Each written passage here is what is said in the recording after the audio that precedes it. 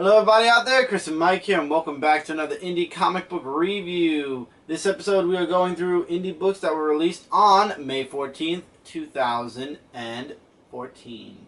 We got 2 physical books, we got 7 digital books, and we got 1 book that did not come out this week that Mike's actually going to be reviewing. For those of you that are noticing, this wonderful shirt Michael and Cindy got me for my birthday. I'm enjoying it. You'll be seeing it on this review as well as tomorrow night's review. I don't know if I'm going to have the arc reactor on the whole time, but for a little while I will.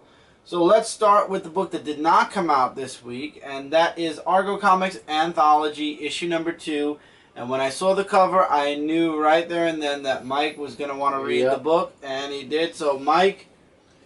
So yeah, this has Sorority of Power as the first story, because there are 3 stories. There's Sorority of Power, Havoc Patrol, and the Paladins. Yeah, and the Paladins, and all written by they're all written by Dan Sin. All different artists for each of each of the stories, but same colorist.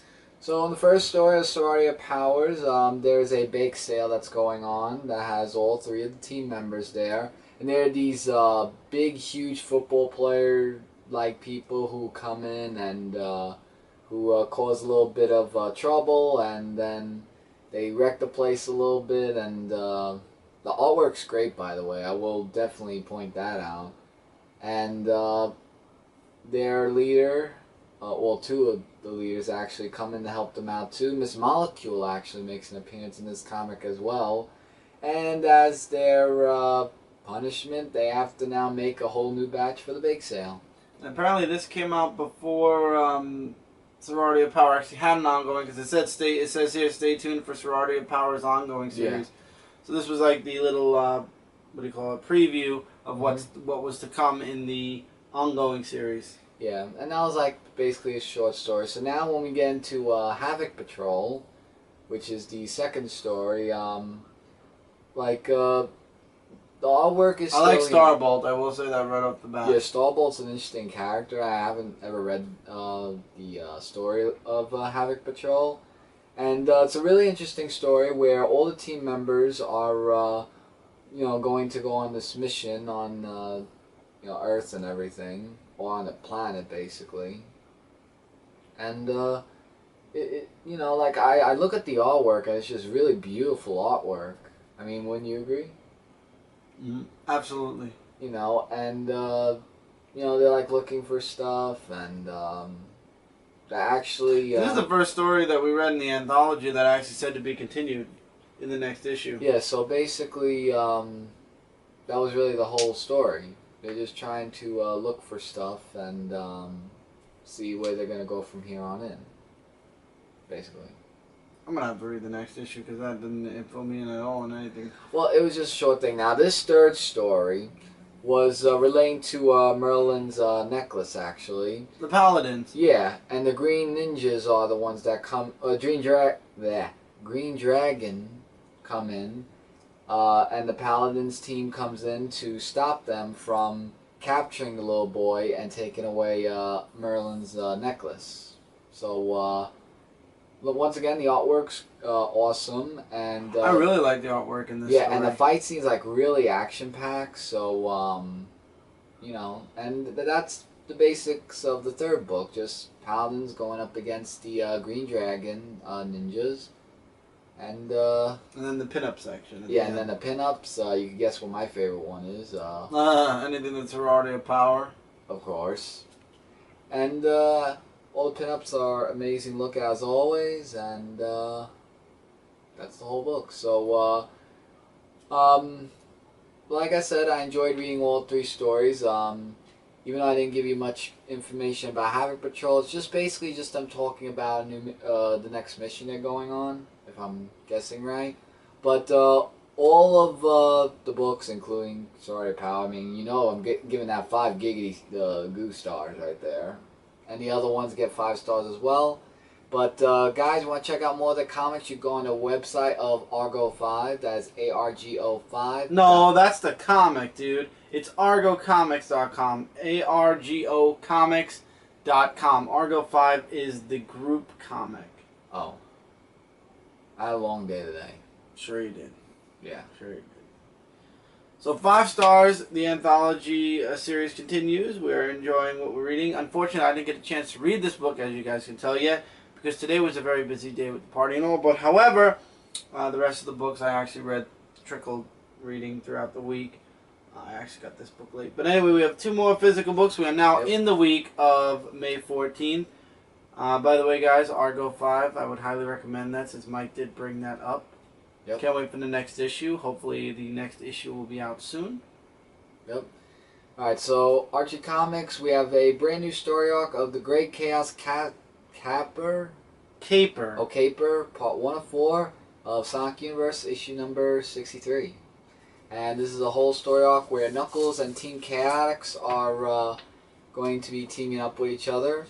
And basically it starts off where Knuckles is going on an adventure because, well, first of all, he wants to know like what's going on because he doesn't know what happened in his universe and everything.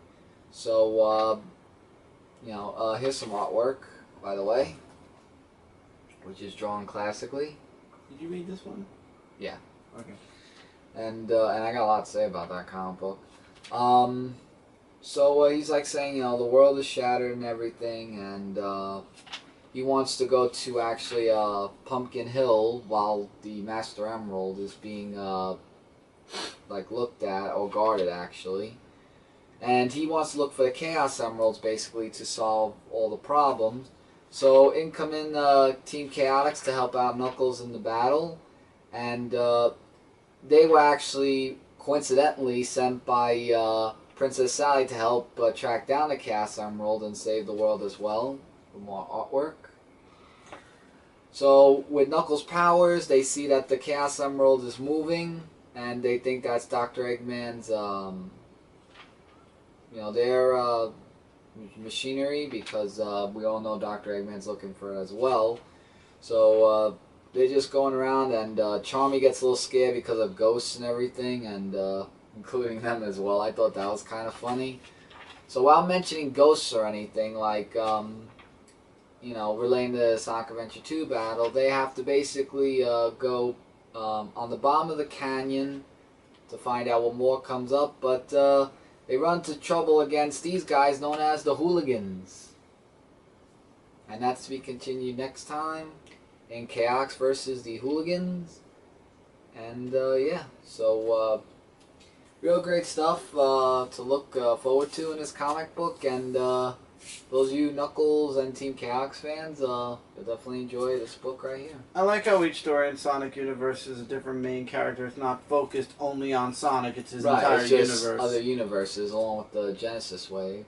This definitely got Book of the Week for me, at least. Yeah, and that is from Image Comics, The Walking Dead, issue number 127, A New Beginning. And when they say that, they're not joking. This is a perfect jumping on point for anybody who's ever wanted to get into The Walking Dead.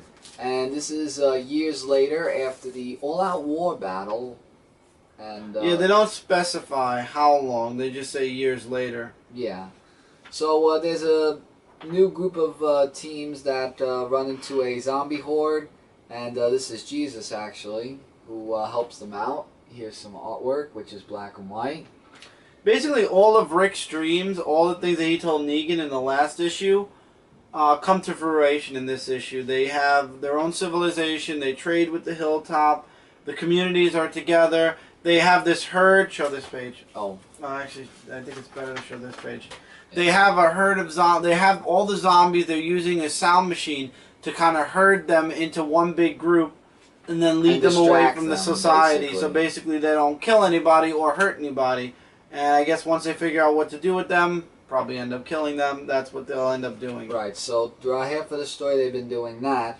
And he invites the new team members to, to go with them, because they're, like they could be trustworthy of all that stuff. And it's basically for their safety in other ways as well. And they would have to hand over their weapons as well. So after that, then Rick has a new arm. Rick looks different. Rick, yeah, he looks like really different. Everybody got older in this book. I feel like, though, the only ones that really got older looking are Rick, Carl, Jesus. Well, I don't. Well, there's Also. somebody else, but at the end of the book they mentioned. Oh yeah, I'm gonna get to that. So We'll show Carl. Carl got older too. yeah. Carl actually has a girlfriend who lives on the hilltop. He actually wants to go move there Right. to learn blacksmithing, and his father's kind of Well, giving him a hard time. They were going to talk about something, but Rick actually had to check on the agriculture and everything to see how everything's going there. And it's really about just a whole new beginning, really. And there's also one character who's, what was her name? Rosetta. Like, I don't know, like, I seen that she's a little, like, worried a little bit, like, you know, like going a little bit crazy of what's going on, but she mentions about the new people that are coming in. Well, the lady's name is Magna, along with teammates Kelly, Lou, Connie, and Yamako.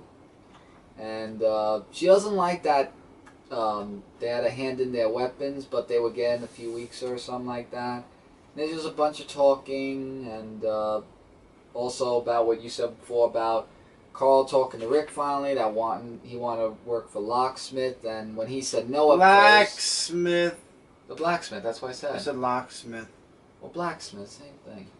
A locksmith deals with keys. A blacksmith deals with metals and goods. Don't make me slap like you. Bullets. So anyway, anyway, without any less interruptions, so then he left off with just saying he would think about it, and this is where Carl, in the end, spoiler alert, he has a talk with somebody, and that somebody's Negan. Negan. So Negan's still around too. So now you got that little.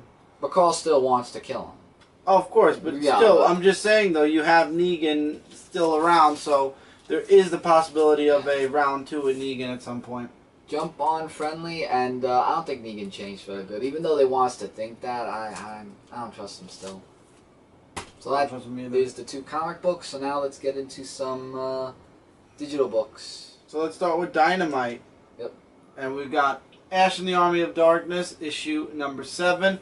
Apparently, this must be like a older type cover month, because I noticed this and Shadow were older, like they made the covers look like back in the olden days.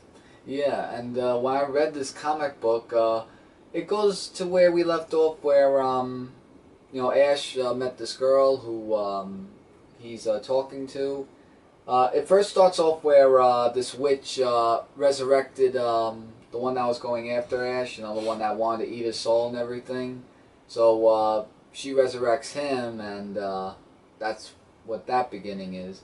So then this woman who meets with Ash, like, she has like all these powers to help him out with all the battles, and even as a kid to take him back to his childhood memories where he just beats the witch, and Yeah, it turns out that the evil forces have been after him since he was a little boy. exactly, and I thought that was really interesting. The artwork's interesting as well, by the way. So then the witch comes in with the resurrected Ash. I'm going to call him that. Evil Ash. Or Evil Ash, but he was resurrected, so yeah. Like, I like this part where he's like saying, you know, when you see the word, like, don't say out loud, just think of it. And he just says it because he's not supposed to say it, because it makes old spirits go haywire and stuff like that. So basically, after that, there's like The lots word of is other... faceless man, and he actually says it twice. The third time brings eternal darkness or something. Right, and then yeah, so he's facing against the witch and this big blob guy, along with Evil Ash as well.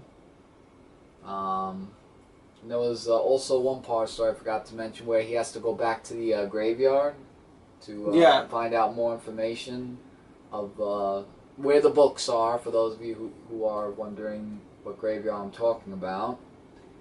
And that's basically base of the book, really. And of course she gets taken away by the herd of evil spirits. Yeah, bad things happen at the end of all the Army of Darkness books. Yeah, so Ish has gotta find his way out of that. Is this really the final issue? I see it says final Yeah, issue, it The is, Shadow issue sadly. 25. Oh, you looked it up? Well, I didn't look it up, I just saw the end. But it says final issue of The Shadow, issue number 25. And this story Shows where Shadow is fighting against the zombie apocalypse that happening in the city. Because in the last issue we found out the reasons why. So he's just fighting him off, and he just wants to find out who and why the zombie apocalypse is going on. And this lady who's like crazy, I can't remember her name at the moment. Yeah, artwork is stupendous, you know, absolutely. And the whole issue is just, you know, also the mayor just saying, like, you know, he doesn't know what's going on, and the people on the riot, where the policemen actually had to stop them because they just want to know what's with the zombie apocalypse. So they go crazy. So meanwhile, he's just, the Shadow is just really looking up more information to find out, like I said, what's behind this, along with that big public announcement that that evil lady was going to make, just saying that, you know, the world is going to be controlled by zombies and there's no way you can stop them.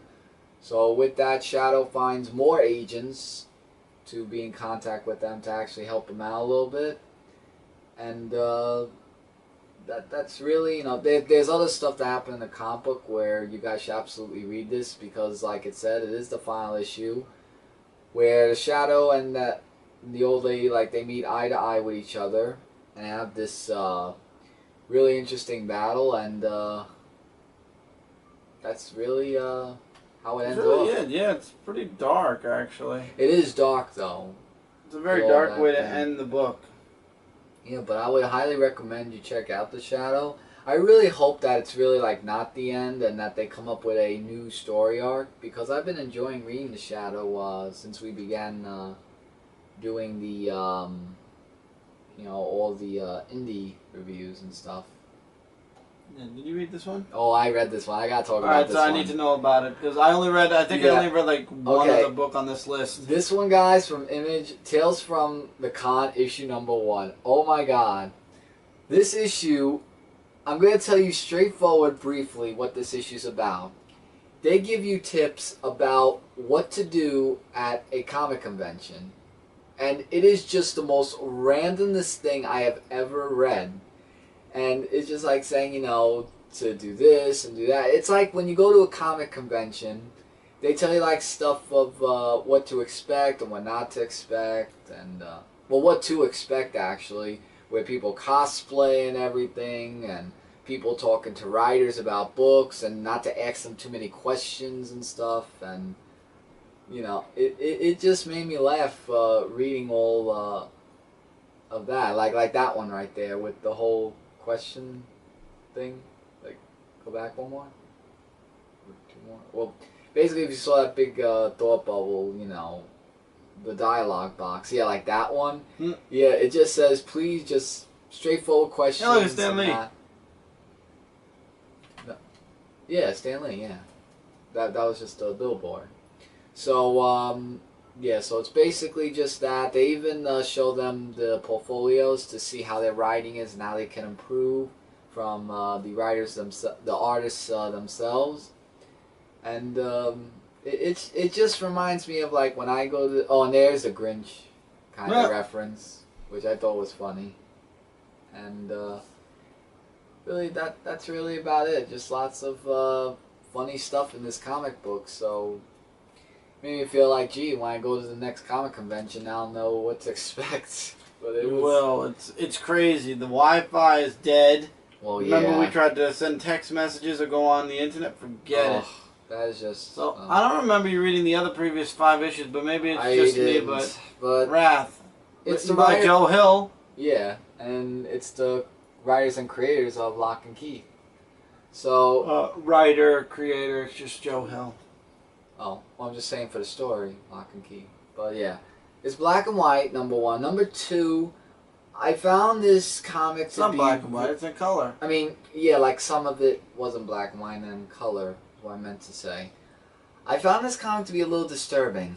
Oh gee, I wonder why. Was it the blood, the crazy pictures? Like, the pictures and everything else, like, I felt like, okay, they're in Christmas land, #1. And there are these two people that are trying to find their way out of Christmas land. There's a big, huge moon face that is in there. and there's all these crazy demonic stuff that's going on there, and a balloon is their only source to help them out. I don't think you're coming back for the next issue. No, the woman made it That's out crazy. with this guy, and the guy just leaves her and everything, because of he wants to go back to Crystal. No, do not get me the next issue because I am not going to read it. Disturbing. No, even the Rise and Co. and writers of like the creators Really? of Rise of Lock and Key. No. Actually, I felt the same way with this issue. Oh, that one. Hellboy in Hell issue number 6. First of all, I wasn't expecting a Hellboy in Hell issue number 6. The last issue kind of gave us the end, and we haven't seen Hellboy in Hell for a while. But Hellboy's in Hell still. He's talking with these two guys who are saying they're making a map of Hell, but really, this is for us, the readers, to hear all about all the different places in Hell, like the one city, which is like a maze that you can't get through, but if you do, by some act of God, there's an impassable forest. If you pass that, there's an unclimbable mountain. And if you pass that, even further from that, there's a frozen wasteland. Wow. After that's the abyss, and then after that is nothing. So pretty dark, sad world there is down in Hell. So well, it's Hell. What do you expect? then Hellboy gets attacked by somebody from his past who's in Hell. The rest of the book is mainly a fight and a brief flashback, and then Hellboy is saved by a priest.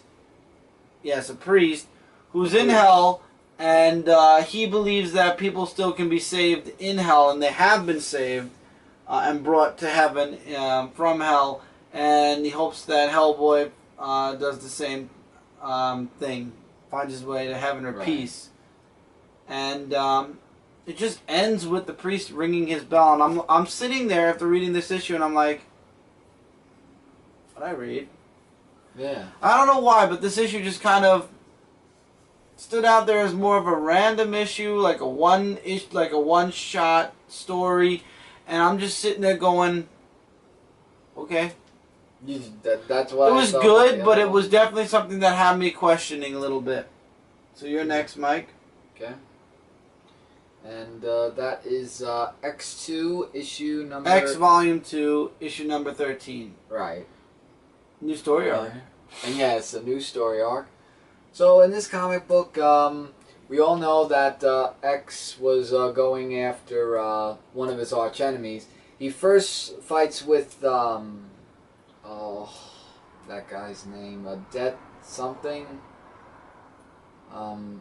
Like, the guy that we saw in issues before that he wanted X to kill him, and X says that he's not going to do that. Like, they have a fight scene basically where it was really like all over the place. So what I liked about him was that saying, we need to still keep you alive. So he kept him alive because he doesn't want anyone to die or anything, even though they were the ones that wanted to really kill him. I love how he broke almost all of his bones. Yeah, he actually did that issues back as well. So that was kind of like, that part. And he has a brand new rag mask because the other people were the ones that revealed his face and took his mask. So now he wants his mask back. Right, so the base of the... And the lady that worked with him also has that mind control of what they put in her mind, that X is evil, he's not a good guy that you thought he was. And so the basis of that is just him getting his mask back, and what he has to do is go through so many obstacles in order to get his mask back. But to hide his face, like I said, he has just a rag, so that way he can hide his secret identity. And it leaves us off where he's just going to go on to find it, and that's to be continued. So it's like really adventurous, and the artwork is really... Action-packed, I will say that. Action-packed and amazing. So definitely check this out, guys. I think it's part 1 of 4. He said of, Better Off Dead, part 1 of 4. So. Now this has to be the digital book of the week by Mark Miller and Goran Pavlov. Starlight, issue number 3. And in this comic issue, Duke McQueen, introduced us a new character of Lord Kingfisher, I think. Oh my god. It says right there. That Where? guy. Lord Kingfisher? Yeah. Yeah, Lord Kingfisher. And we get introduced to him, and we all know he's a bad guy, and yada yada yada, so you know. And he has the powers of the Force, apparently. And he has the powers of the Force, indeed. So when Duke McQueen sees what's going on, he's like saying, like, "Oh my God! Like the city's changed." They still have that statue of him, which he likes, and there's also a police involvement where the little boy tells him not to get involved in, but he does anyway because he's like saying, "You see that guy on the statue? That's me." So Duke fights them all off, and everybody's saying like, "Oh my God, he's back to save us all and everything," because there's a new invasion that's going on, what we saw in the last issue. So as they're trying to escape from them, Duke actually gets run over by a car, not intentionally, it was by accident, and he meets up with this new guy. His name is right there. Can't see him. Wes Adam. Yeah, Wes Adam. Adams. Adams. And he has like a Fonzie look. Yeah, I was going to say with actually. the pointed ears, though. With pointed ears, yeah. And then Kingfisher is just saying that, with Duke McQueen, he wants him and the boy to be, him basically. Yeah, he calls him a terrorist. Yeah, to be executed.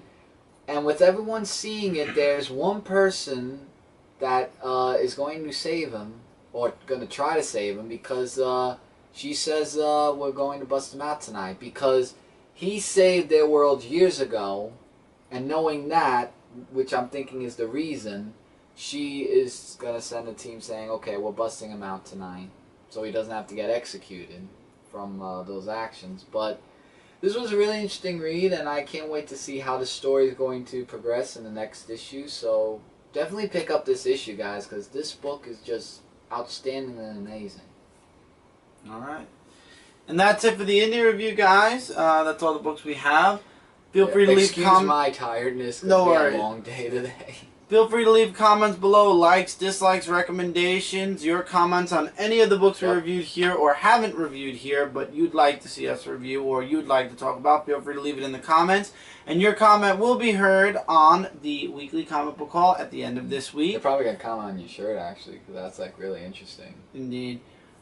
But until next time, everybody, don't forget to check out Comic Related, Comic Frontline, and Zone4Podcast.com. Together we get #1 source for comic-related news, reviews, and a whole bunch more. Yep. And until next time, everybody, as you guys can see, this is coming up on Monday morning, so that means the Big 2 review will probably be up on Tuesday morning. So until then, guys, take care, keep reading, keep collecting, and we will see you guys really soon in the next review.